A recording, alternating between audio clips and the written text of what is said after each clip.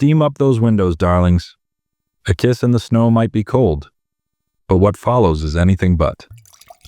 Chapter 18. Winter's Heat. The walk back was slower than necessary, Maya weaving between them as she continued her passionate critique of traditional carol arrangements. Snow fell in lazy spirals, catching in Callum's hair and on Darcy's eyelashes. And another thing, Maya declared as they reached her cabin. The 12 days of Christmas are completely impractical. Who has room for all those birds? Let's get you inside. Darcy laughed, fumbling with Maya's keys. Wait, Maya grabbed the door frame with surprising coordination. I need to inspect something in my cabin, alone, for at least 2 minutes. She attempted to wink at Darcy and managed to blink both eyes instead. Before either could respond, Maya had disappeared inside, though her voice carried through the door. 2 minutes, unless you need more. Time management is important. Darcy turned to Callum, mortification warring with laughter. I'm so sorry. She's not usually so... Subtle? His eyes crinkled as he stepped closer. I was going to say matchmaker-y, but... The words died in her throat as his hand came up to brush snow from her cheek. Darcy. Her name was barely a whisper. Then he was kissing her. And oh, this wasn't like any panel she'd ever drawn, any scene she'd ever imagined. His lips were warm despite the cold, his hand tangling in her hair as she melted against him. She tasted wine and chocolate and possibility, felt the solid strength of him as her fingers curled into his sweater. The world narrowed to points of sensation, his hand in her hair, the brush of his nose against her cheek, the way his breath caught when she pressed closer.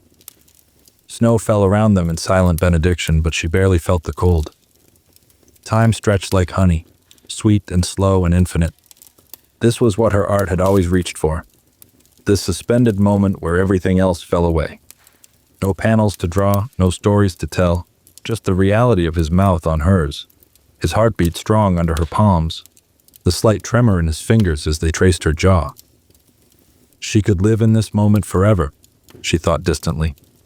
Draw it in endless variations and never quite capture how it felt to finally be. Get it, girl. Maya's voice shattered the moment.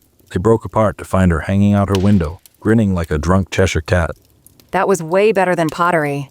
Callum pressed his forehead to Darcy's, laughing softly. I should go. Yeah, But she didn't move away. Tomorrow. tomorrow. He kissed her once more, quick and sweet, before disappearing into the snowy night. That Maya announced as Darcy helped her into bed. was hot. Like kiln firing temperatures hot. Drink your Gatorade. I'm just saying, if you need to borrow Bob. Good night, Maya. Back in her own cabin, Darcy touched her lips, still feeling the ghost of his kiss. Pablo watched from his window seat as she moved around the room, unable to settle. Everything felt electric, alive, real. She drew a bath, letting the steam fill the room with the scent of vanilla and jasmine.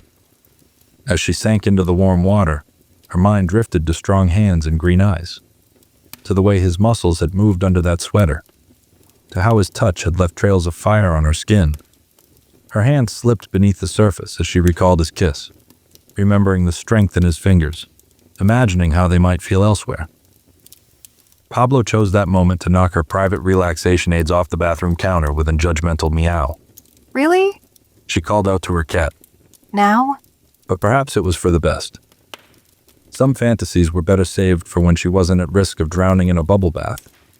Though later, alone in her bed with her imagination and her favorite battery-operated companion, she had to admit, Maya might have been right about letting go of control sometimes. Some moments were better lived than drawn, even if only in fantasy. For now.